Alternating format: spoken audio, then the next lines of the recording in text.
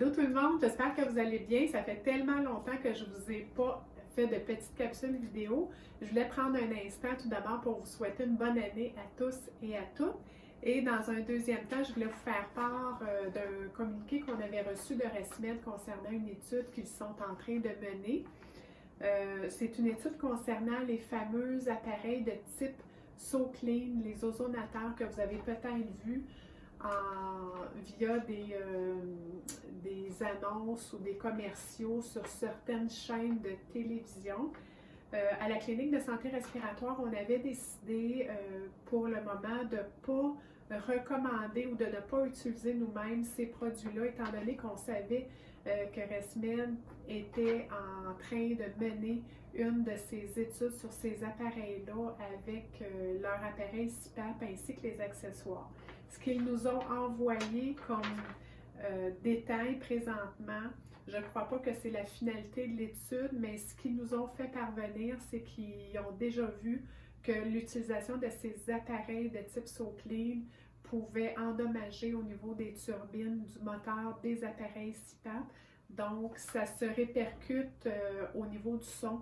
Ça occasionne des bruits forts au niveau de la turbine du moteur, chose qui n'est pas normale. Donc, pour ceux qui ont ces appareils, juste faire attention sur l'utilisation. Donc, ResMed va suspendre aussi au niveau des garanties. Si jamais il arrive un problème au niveau de la turbine ou du moteur, ResMed nous met en garde que les garanties ne seront pas honorées si jamais ils s'aperçoivent que les appareils ont été utilisés avec ces appareils de type SoClean.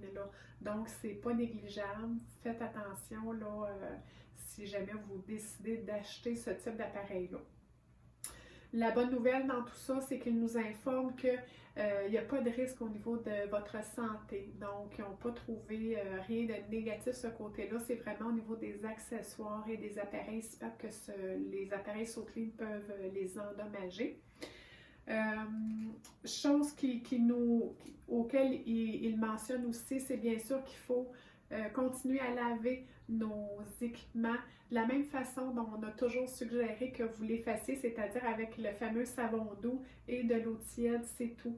On n'a pas besoin d'autres choses et ResMed ne promouvoit pas non plus l'utilisation de d'autres produits pour nettoyer tant au niveau des accessoires que l'extérieur de l'appareil.